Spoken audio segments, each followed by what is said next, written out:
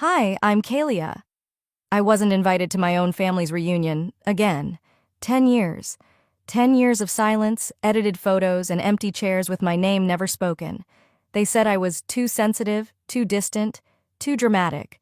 But this time I didn't fight for a seat at their table. I bought the whole beach house. So when they showed up with their luggage and fake smiles, and the front desk asked, "Are you on Miss Gellhorn's guest list?" they finally had to say my name. Or leave. Before we dive in, tell me, where are you watching from? What time is it there? Drop it in the comments. I read every single one. Monday mornings weren't supposed to feel like this. Usually they began with coffee gone cold before the first sip, a half-eaten protein bar, and a sea of work emails I could ignore until my second cup. But this morning?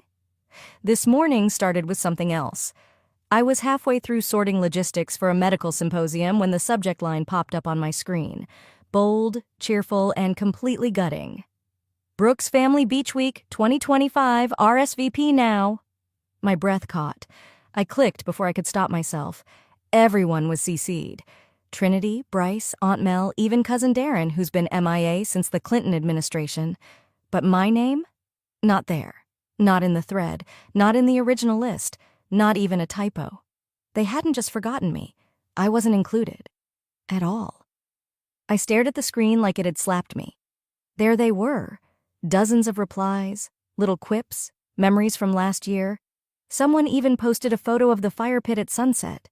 The same fire pit where I roasted marshmallows at age 8, before I knew that love in this family came with terms and expiration dates. I scrolled lower, hoping, stupidly, for a second email, a correction, anything. But I already knew better. This wasn't the first time. Last year's invite must have gone to spam, Trinity had said when I called her crying. You know how tech can be, she added with a chuckle, as if erasing me from the family calendar was a software glitch. I closed the thread and just sat there. My office suddenly felt too big, too sterile. The framed degree on my wall looked like it belonged to someone else. The sunlight bouncing off the Santa Monica skyline felt like a cruel joke. California warmth with a cold void in my chest. I turned to my bookshelf, almost unconsciously, and there it was. The turquoise glass seashell. It sat on the second shelf, behind outdated industry manuals and a neglected jade plant. A birthday gift from when I was 10. My mom had picked it up at a roadside antique store and told me it looked like something special for her special girl. That was before she started calling Trinity her pride, before she began introducing me to her friends as the one who's always busy with work. Before I learned that being the youngest didn't mean being loved more, it just meant being useful longer. You okay? I jumped. Remington was standing by my desk, holding his mug of oversteeped green tea. I swallowed. Yeah, just a spam email. He raised an eyebrow. From them again? I didn't answer. Just offered a tight-lipped smile and went back to my laptop. But I didn't reopen the symposium document. My hands hovered, and then I shut the laptop completely. The promotion packet was still on my desk. Senior Vice President, at 38, the youngest candidate in the firm's history. The title I had bled for. Surviving boardroom politics, 12-hour days, and being overlooked by men with fewer ideas and more golf trophies. And yet, none of that mattered. Not to them. To them, I was the one who moved too far, worked too much, and forgot her roots. My phone buzzed. A text from Savannah. Saw the invite? Want to crash it just for laughs? My fingers hovered over the keyboard. Then I typed, or maybe it's time I did something smarter. I opened the tab I'd bookmarked weeks ago. Real estate listings, specifically the beach house. The house where Trinity took her maternity photos. The house where my parents toasted their 30th anniversary while I was out of state for a conference and forgot to even tell me. It was up for sale, quietly. No family announcement, no group chat message. The market had dipped, and they were offloading it like old furniture. I stared at the listing, the wraparound porch, the view of the water, the same chairs where I'd once listened to my dad read Steinbeck aloud, before he started pretending he couldn't hear my calls. So this was what they'd come to. I moved the cursor slowly over the button. Contact agent. My finger hovered and clicked. The confirmation email from the realtor hadn't even sunk in when my phone rang. Same ringtone I'd assigned to her years ago. Same feeling in my chest. Tight, expectant, resigned. I didn't even need to look at the screen. I knew it was her. I let it ring twice before answering. "Hi, Mom," I said flatly, already bracing. "Kalia, dear," she began, using that voice, that sugary sing-song tone she pulled out when she was about to do something she knew would hurt, but wanted to sound polite while doing it. I didn't wait for the rest. "Let me guess. Trinity's kids need the bunk room again. Or maybe Nelson's new girlfriend is allergic to hotel pillows?" There was silence. Long enough for me to imagine her blinking at her perfectly manicured nails, searching for the next line in her script. Then, finally, she said, "You know how chaotic it gets with little ones, and we're just limited in space this year." I wanted to laugh. Not because it was funny, but because it was so predictable. I could have written her dialogue for her. "You understand, don't you, Kalia?" she added gently, almost pitifully. "It's just logistics." I remembered that same phrase from 2 years ago. Same time of year, same voice. The last time I tried to attend. She had called me the day before, whispering apologies like confessions in a booth. "You understand, don't you?" she'd said then, too. "The little ones need the bunk room." And I did understand.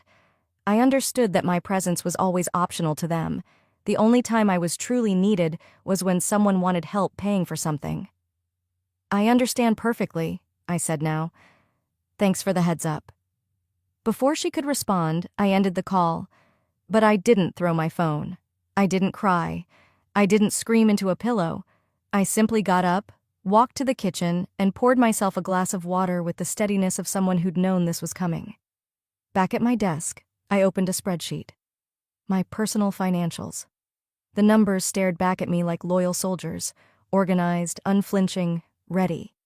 I checked the amount of liquid cash I had access to, reviewed the vesting dates on my company stock options, scanned the line item labeled discretionary assets. Then I whispered, "Let's play then." 10 minutes later, my phone lit up again. This time it was Savannah, screenshot incoming. She never sent a text without warning me first. I opened the image. It was from a group chat I wasn't in. Of course I wasn't. "Trinity. Don't worry, Kalia said she's not coming again. Wants to make it about herself as usual." Then came the reactions. A few "oh no" texts, some laughing emojis. One from Uncle Jack. "That girl needs therapy." I stared at it, numb. But underneath the numbness was something else. Not rage, not sadness, clarity. They weren't just omitting me. They were rewriting me. Turning absence into blame. Muting my voice, then filling the silence with their own version of who I was. "To them," I murmured. "I'm a shadow who abandoned the light." But I knew the truth. I hadn't walked away from warmth. I had escaped the cold. My mind drifted back to the summer I turned 10. The family had gathered at that same beach house. I spent hours sculpting a mermaid from wet sand, braided seaweed hair, shell earrings, even a pebble necklace. The family circled around it, amazed. Then Trinity stepped forward, placed her hand on the mermaid's head, and smiled for the camera. "She's so creative," Mom had said, clapping. I didn't correct her. Neither did Trinity. That night, I cried in the bunk room while they toasted Trinity's talent downstairs. Back in the present, I opened the real estate app again and scrolled to the beach house listing. No hesitation this time. I scheduled a private appointment with the realtor. No one needed to know. There wouldn't be a scene. There wouldn't be a warning. Only action. Quiet, precise, and irreversible. The next morning, I walked into the beachfront office, a sleek blue glass building nestled between a surf shop and a boutique cafe. A woman with graying curls and a lavender scarf stood from behind the desk. "You must be Kalia," she said warmly. "I was told you'd come by today." I nodded. "Thanks for fitting me in." She gestured to a chair. "Funny thing," she said as she pulled up the listing on her tablet. "Your name sounds familiar. Are you related to the current owners?" I looked her straight in the eyes. "Yes, but not for long." The ocean breeze carried a chill as I stepped into the narrow hallway of the storage facility. The scent of dust and concrete was oddly grounding, like the scent of memory itself. Unit 43B. I hadn't opened it in nearly 5 years. The lock clicked open. I pushed the roll-up door upward, its metal teeth groaning in protest. Inside were pieces of a life I'd shed. My first apartment's furniture, boxes labeled college, a crate of books from my days chasing corporate dreams in heels too tight and blazers too sharp. In the far corner sat the old cedar trunk, my grandmother's. I pulled it forward and brushed off the film of time that coated it. The latch was stiff, but it gave way with a determined tug. Inside, the familiar scent of lavender sachets she used to keep in her dresser drawers. My throat tightened. The first thing I saw was the journal, ocean blue with seashells glued to the corners in her unmistakably clumsy pattern. I used to tease her about it. "They'll fall off in a week," I'd said once, and she'd smiled. "Then you'll have to glue your own truth to it." Underneath was a sealed envelope addressed in her slanted script. "For Kylia. Open only when you stop looking for permission." I sat cross-legged on the concrete floor and opened it. Inside was a letter and a trust document. The letter was short, just a few lines. "One day you'll understand why I left this just for you. Love doesn't always come from those who raise us. Sometimes it finds its way through the cracks. Use this when the silence becomes unbearable." I blinked, rereading it. The trust document was real, not symbolic, not sentimental, legal. I flipped pages with trembling hands. My name, her signature, witnesses, a clause. Should the existing deed holders become financially delinquent or fail to meet property obligations, the named beneficiary reserves the right to execute a full title transfer. I didn't understand it all, but I knew enough, and I knew exactly who could explain the rest. By the time I walked into the law offices of McCarran and Wells in Newport Beach the next morning, I was already 5 steps ahead of where I had been just days ago. The woman behind the desk, Maribel, offered coffee while I waited. 10 minutes later, I sat across from a partner in his 60s with glasses perched low on his nose and a folder labeled Trust A. Brooks Estate. He flipped through the pages with a soft whistle. "This clause," he said, tapping one line, "isn't just enforceable. It's a fail-safe. If your parents defaulted on taxes or lapsed on insurance, you don't just have leverage, you have controlling interest. And if that's already happened?" He looked at me over the rim of his glasses. "Then all you have to do is sign this petition. The title will transfer to you in 14 business days unless contested. But based on what I see, they wouldn't stand a chance." I let the weight of that settle. 14 days. The same amount of time they'd be packing coolers and loading beach chairs, assuming the house was still theirs to decorate. That afternoon, I sat by my window with her journal in my lap. I didn't write anything. I just traced the broken shells along the cover, letting my fingers remember the texture of childhood. Then I reached across my desk for the turquoise glass seashell. It had collected dust for years, tucked behind tax receipts and unused notebooks. I set it beside the journal. They matched. Same color, same iridescence, same quiet defiance. It struck me then. How symbolic it all was. The shell, the journal, the claws, all the little things they thought were forgotten. But I hadn't forgotten. They had. I stared at the trust papers one last time before signing. I didn't feel triumphant. Not yet. Only ready. The lawyer handed me a copy. "It's done. Transfer is in motion." "They have no idea, do they?" I asked quietly. He shook his head. "They will. Soon." Back home, I opened my laptop and pulled up the listing for the beach house again. A new photo had been added. The front porch, adorned with twinkle lights, ready for summer guests. Let them plan their party. Let them arrive with gifts and guilt and cheap wine. Let them toast to unity on a property they thought was theirs. They forgot to read the paper that mattered most. I wasn't reclaiming the house. I was invoking what was already mine. The silence after signing the petition was deceptive, almost soothing. But beneath it stirred something I hadn't felt in years. Leverage. The next morning, I brewed a strong cup of black coffee, opened my laptop, and watched my inbox refresh. A new email blinked at the top. Reminder, Brooks family reunion, final RSVP this week. It was sent from a new address, Trinity's personal Gmail. The subject line reeked of faux warmth, but the body of the email hit differently. Room assignments, scheduled activities, a curated Spotify playlist, even beach games labeled Family versus Family. And my name? Missing. Again. No "Hi Kalia," no mention in the thread, not even a slip of "We hope to see you there." But Trinity had CC'd everyone else. 5 minutes later, a separate ping. Savannah. Subject, "You need to see this." Her message was short. "I know you weren't included again. She made a new group. This one is worse." Attached were screenshots. A group chat titled Core Brooks Only. Trinity had posted, "Kalia's not coming again. Let's just move forward without the drama this time." Someone, probably Nelson, had replied with a laughing emoji and a gif of a peace sign. Then, the kicker. Savannah's message continued. "Your mom asked me if I'd be okay staying in your old room. Said it was just sitting there anyway." I read that line twice. Your old room. The same room with my grandmother's handmade quilt. The same room with my childhood bookshelf. The mural we painted together when I was 12. The tiny brass desk where I wrote my first college essay. They weren't just forgetting me. They were offering my bones to the wolves. I didn't cry. I sat back, closed my eyes, and let the reality of it settle in.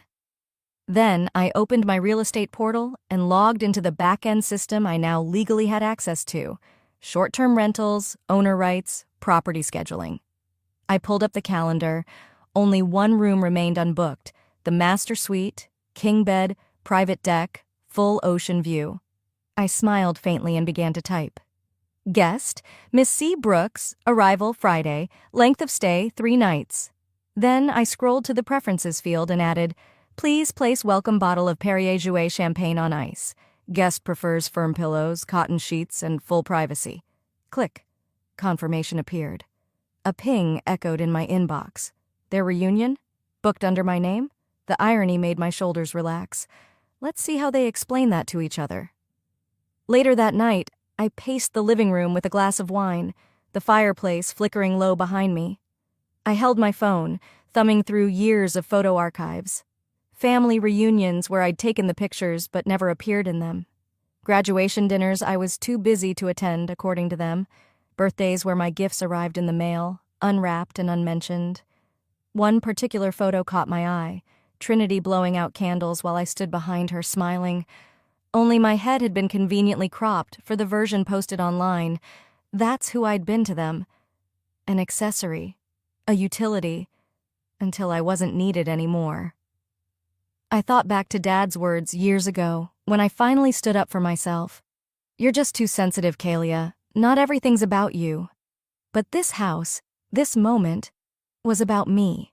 Not because I needed recognition, but because I finally held the pen, and I was writing myself back into the story. Before going to bed, I sent Savannah one last text. Thanks for the heads up. Don't cancel your plans, just be ready for some awkward silences. She responded with a laughing emoji and 3 words. I live for this. The beach house was theirs to borrow, but the key? It was already in my hand. There was one room left to reserve, the one with the view and the deed. After finalizing the reservation, I didn't linger on the confirmation screen. I closed the tab, shut the laptop, and stepped away, physically and mentally. The next morning, I drove east, away from the beach, away from the buzz, toward the hills just past the citrus groves where Grandma was buried. No fanfare, no flowers. Just a single scoop of lavender honey ice cream from the tiny parlor she used to love, balanced precariously in a sugar cone. It was tradition, a quiet one, the kind that meant something when no one else was looking. I pulled into the cemetery just as the wind picked up, tossing curls of dry grass across the stone rows. Her marker sat nestled between 2 small rose bushes she never liked. Too performative, she once whispered. Give me thyme or basil, something useful. I smiled at the memory and sat beside her grave on the still warm grass. Hey, Grandma, I said softly. They're doing it again. You'd roll your eyes so hard.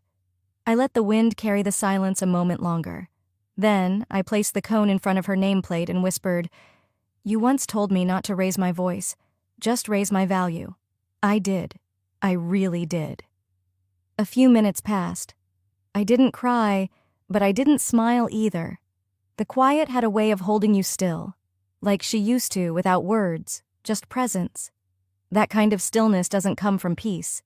It comes from knowing who you are, even when everyone else tries to define you for their convenience. I stood, dusted off my jeans, and walked back to the car. My phone buzzed before I could even start the engine.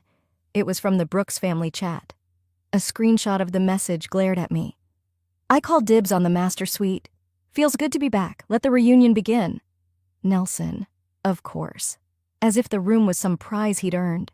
As if he'd built the house brick by brick and not slept his way through college on a mattress I paid for while he wrecked my credit one loan at a time. Comments followed. Classic Nelson. Ooh, big dog. Claim it before the kids destroy it. I sat with the phone resting on the steering wheel, reading every single one. None of them questioned it. None of them asked who had booked the house. None of them saw me. Or maybe they just hoped I'd stay invisible. But not this time. I opened the thread and typed, "That room is already reserved, under my name." Hit send. Nothing for a long minute. Then the chat fell quiet. No emojis, no laughing gifs, no follow-ups. And then, as expected, came the private message. Trinity. What are you trying to do? I stared at her words. My thumb hovered, considering. Then I typed, slow and precise. I'm not trying, I warned you. You just never took me seriously. I watched the seen status appear beneath it. And then I muted the chat, blocked the thread, logged out. Not from anger, from peace, from clarity. Because when you no longer need someone else's approval to exist, you start acting like you own the ground you walk on. And in this case, I literally did. I drove home in silence. The roads were mostly empty. Somewhere along the highway, my reflection caught in the rearview mirror. Stern, but softer than I remembered. Like something had loosened under the surface. Not revenge, not yet. Just certainty. Later that night, I opened a fresh document on my laptop and began to draft a note to the property manager confirming my stay. I wasn't doing it for drama. I wasn't trying to make a statement. I was simply living in the truth. The truth they had ignored for years. The truth that now had a deed, a legal clause, and my name on it in bold print. They'd dismissed my name on every invitation for a decade. But this time, they'd have to say it out loud at the check-in desk. The sun had barely dipped beneath the horizon when I pulled into a quiet overlook just half a mile from the beach house. I'd planned it this way, just long enough after sunset that the house would already be buzzing with voices I wasn't invited to join. I watched their cars arrive one by one earlier that evening from my parked rental. Trinity's white Audi, Nelson's oversized SUV with the tinted windows he thought made him important, and finally my mother's aging sedan, still bearing the faded, proud grandma sticker on the bumper. They didn't see me. They never really had. At 6:45 p.m., I saw them begin to unload luggage with a flurry of laughter and purposeful motion. Their voices echoed down the breezeway, distorted by the salty air. I waited. Gave them just enough time to walk into what used to be theirs. Then I drove forward slowly. As I approached the main reception, I could see Trinity already at the desk, animated, gesturing wildly. Nelson leaned against the marble counter like he owned the place, and my mother stood behind them with that familiar, pursed expression, equal parts judgment and denial. I stepped inside, heels clicking against the cool tile, just as the young woman behind the desk asked again, politely, "So, you're not on Miss Kalia Gellhorn's guest list?" Trinity's face twisted. "Excuse me? I don't care what system you're looking at. This is our family's house. We've been coming here for over 20 years. The receptionist's eyes flicked to mine. She blinked once, twice, then offered the faintest smile. Miss Gellhorn, welcome. I was just explaining. I heard." I stepped beside Trinity without even looking at her. "There's no need to escalate. I'll clarify things." Nelson straightened. "What is this, Kalia? Some prank? You really think this is funny?" "I think it's overdue."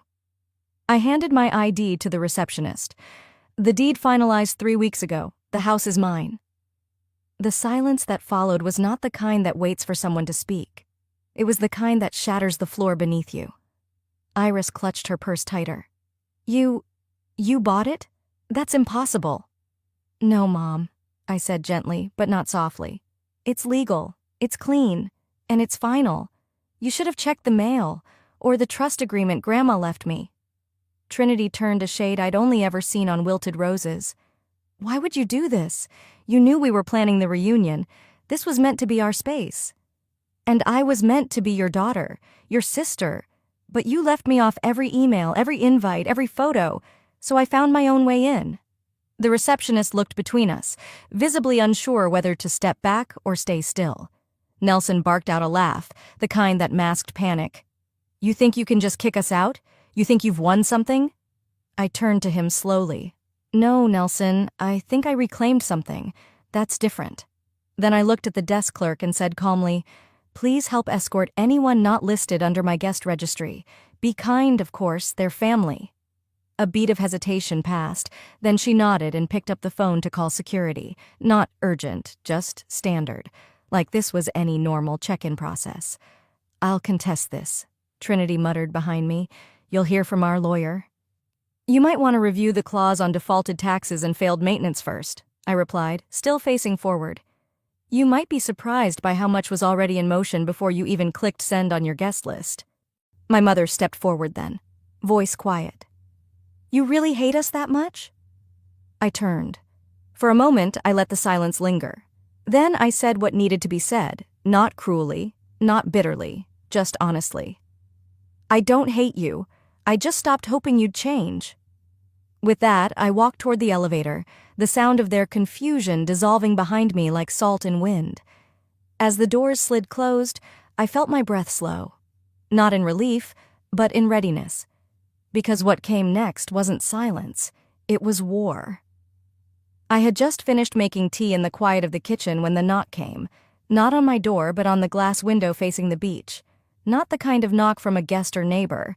This one came with the blinding pulse of a news van's headlights behind it.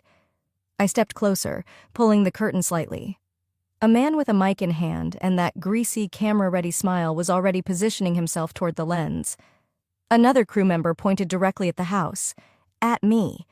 I didn't need to hear the opening lines to know how the segment would go. The moment I opened the front door, the reporter's voice hit me like a wave. Miss Gellhorn, can you confirm whether you coerced your elderly father into signing over the family property?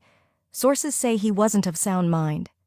Behind them, the red light of the camera blinked steady and unforgiving. I didn't answer, not with words. I closed the door and walked away. By the time I reached the living room, my phone was vibrating with a fury I hadn't felt since the day I found out my name was left off the will. Again.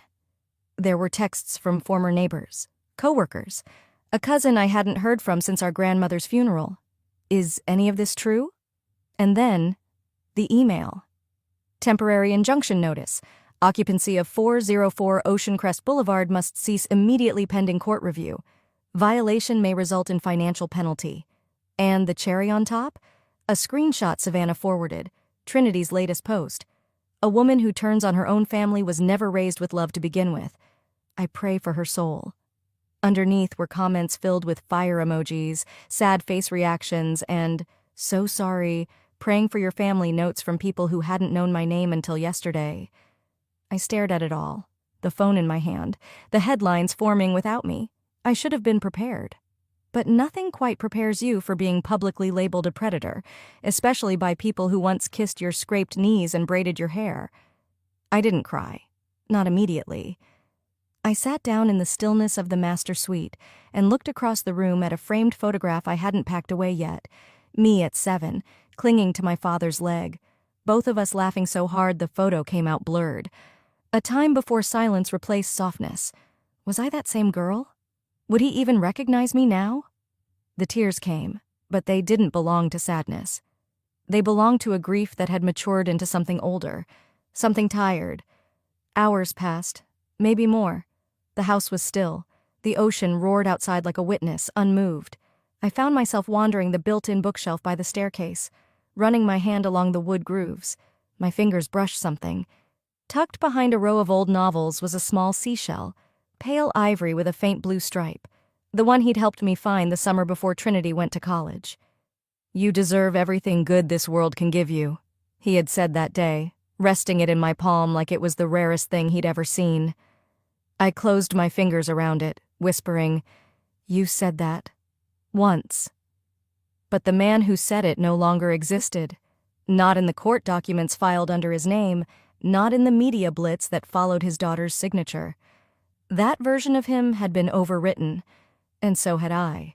They'd painted me as a villain so thoroughly, it almost made me forget who I really was, until Savannah texted. A simple line, "They wanted war, let's start with truth." And then came the files, screenshots, dozens of them, family group chats, private email threads, notes passed between my sister and mother, Trinity mocking me for being emotionally fragile. My mother writing, "She's too busy being important to care about family. Don't feel bad excluding her. She's used to being alone." My hands were still. I didn't gasp, didn't scream, but I felt a pulse in my chest that hadn't been there in days, like breath finding its way back through cracked ribs. So this was the game. They hadn't just left me out.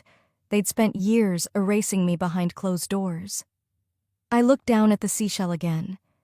This wasn't the moment I'd been crushed. This was the moment I started writing the rest of the story. I pulled out my laptop, opened a blank document, and titled it with the date. Then I typed, "The truth, as preserved in digital ash." What they didn't realize, the silence they demanded all those years had taught me one thing they'd never learn: how to outlast them, because I had patience, receipts, and now, a reason. And I wasn't cornered anymore. Link to next chapter. I'd been cornered before. This time I came with matches. The morning of the hearing, the sky was gray. Not stormy, not bright. Just the kind of overcast that makes everything feel muted, like the world's holding its breath. I walked into the courthouse flanked by silence. No entourage, no lawyers in Armani, just me, in a navy dress Grandma once called steel-willed blue, and a simple folder clutched to my chest. Everything I needed was in that folder, and everything they'd hoped would never surface. Inside the courtroom, the air had that distinct, sterile chill I remembered from when we settled Grandma's estate, a place where family pretended to be civilized while the knives stayed tucked under smiles. Iris sat 2 rows ahead, stiffer than usual. Her eyes didn't flicker when I walked in. Trinity was there too, in an all-white pantsuit that looked like it cost a month's rent in Newport. She didn't turn around, but I could see the tension in her shoulders from the way her blazer sat on her back. Nelson, as expected, was nowhere to be seen, probably hiding behind a cease-and-desist draft. The clerk called the case. Gellhorn v. Brooks, petition for injunction against the sale of family real estate under claim of manipulation and elder exploitation. The judge looked up from his notes, adjusted his glasses, and nodded toward Trinity's side. "Counsel?" Her lawyer stood, slick, young, too smooth for his own good. "Your Honor, the petitioner contends that Miss Kalia Gellhorn exploited her father during a time of declining health, resulting in the unauthorized transfer of deed rights to the property in question." He made sure to pause just enough before exploited, like the word had weight. I didn't flinch. I didn't look at my mother. I kept my gaze fixed on the judge's desk. "And you, Miss Gellhorn?" I stood slowly, unfolded the top flap of my folder. "With the court's permission," I said, "I'd like to present video and audio evidence of consent and family dynamics relevant to this case." The judge nodded. "Proceed." The courtroom dimmed slightly as the bailiff cued the video. It was shot on a sunny porch 2 years ago. My father sat beside me, sipping coffee, voice clear and unmistakably sound. "I want Kalia to have this place. She's the only one who came back for me after the fall. She's the only one who ever asked how I was doing, not what I could give." The camera panned to me. I wasn't crying then, but I was close. "Are you sure?" I asked softly. "I'm sure. They always made her feel like a guest. She's not a guest, she's the legacy." Gasps murmured behind me. Even Iris shifted in her seat. But I wasn't done. Next came the audio recording, trimmed and spliced by Savannah, time-stamped just 6 months ago. Trinity's voice, hissing through a group call. "Let her rot in her condo. She was never part of this family. Not really. If she wanted in, she should have been easier to control." The judge raised a brow, looked directly at Trinity. She tried to sit taller but shrank inside that designer suit. After a long silence, he leaned forward. This court finds no basis for the petition. The video shows full mental clarity and intent. The audio displays targeted exclusion. Miss Gellhorn acted lawfully and ethically. He paused, then added with a firm edge, "This court is not here to resolve decades of resentment, nor to validate cruelty disguised as tradition. Case dismissed." Trinity froze. Her mouth opened, then closed. Iris stared straight ahead, pale as the collar of her blazer. I gathered my folder and left without looking back. Outside, the media buzzed like flies on honey. "Miss Gellhorn? Any comment?" I turned toward them only once. "Sometimes the only way to break a cycle," I said, "is to walk away holding your truth."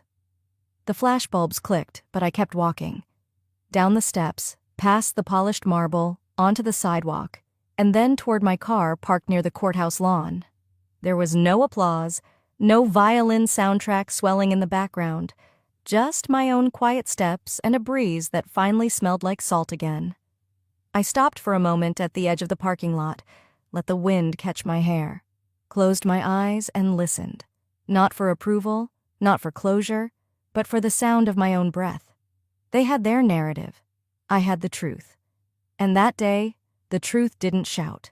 It won. Link to next chapter. As the wind picked up across the dunes, I realized the beach house was never the reward. I was. By the time I pulled into the gravel driveway, the ocean air had already changed. Saltier, somehow softer. The kind of breeze that didn't just brush against your skin, it reminded you to breathe deeper. I stepped out of the car and stood still for a moment, letting the weight of the last few months fall away, grain by grain. The beach house stood in front of me, sunlit and quiet. For years, I'd driven past it with my eyes turned away. Now, the keys in my hand didn't feel like a trophy. They felt like something older, something I'd once lost and had to grow strong enough to deserve again. Inside, the place looked like someone had left in a hurry. A water glass half full on the counter, folded towels still sitting by the staircase. There were picture frames on the hallway wall, photos of Trinity's kids, summer dinners, backyard bonfires I'd never been invited to. I stood there for a moment, hand hovering over one of the frames, but I didn't take it down. I walked past them slowly, my shoes making the kind of hollow sound wood floors always give when a house is holding its breath. Upstairs, the master bedroom was bright, the bed untouched. My name was on the deed, but their fingerprints were still here.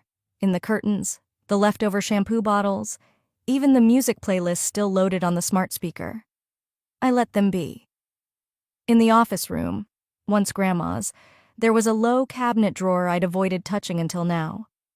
I sat cross-legged on the floor, slid it open gently, and there it was, the seashell wind chime we'd made when I was 8. It was tangled in fishing line, a few shells cracked, the soft blue string frayed and dusty. One of the painted initials, my C, had worn off entirely. I didn't rush to fix it. I sat with it, turned each piece in my hand like a memory I hadn't let myself touch in years.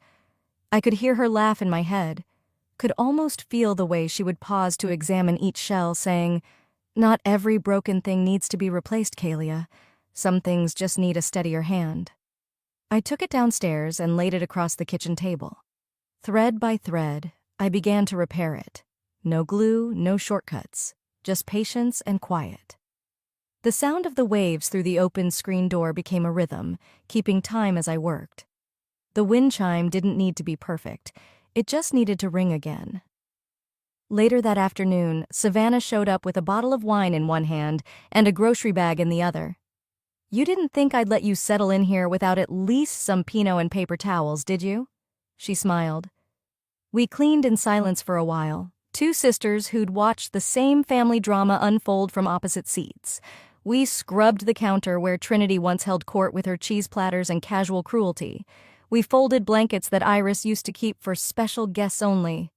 The absurdity of it all made me laugh. When we finally settled on the porch with wine glasses in hand, the sun had dipped just enough to color the water rose gold. Savannah turned to me. "You didn't just win, Kalia. You undid it. You unhooked yourself from all of it." I didn't answer right away. I was watching a pair of pelicans glide low over the waves, wings outstretched, unbothered. A knock came at the gate about an hour later. I tensed instinctively, but it wasn't Trinity or Iris. It was Mrs. Donnelly from 2 houses down, holding a tin of lemon bars. I just wanted to say, "Welcome home," she said. "Your father used to talk about you, you know, more than the others. Always said you were the smart one." I blinked. "He did?" She nodded. "Of course. Said you were the one who asked about the tide tables when you were 6. That girl thinks in tides," he told me once. I never forgot that. I stood there, a tin of lemon bars suddenly heavier than anything I'd carried all week. I thanked her and watched her disappear down the walkway. After she left, I hung the wind chime just outside the porch. It swayed gently, catching the breeze like it remembered what it was made for. And for the first time in years, I didn't feel like I was holding my breath. Maybe they'll never apologize. Maybe there'll never be a family dinner where someone says, "You were right." But that's no longer my burden. I'm not waiting for them to fix it, or name it, or even admit it. I built a life that didn't require their permission. I reclaimed something bigger than a house. I reclaimed my voice and my silence. I didn't burn the bridge. I just stopped begging to cross it. As dusk fell, I turned off the lights room by room. I closed the front door slowly, this time from the inside. And just before it clicked shut, the seashells behind me caught the wind and whispered,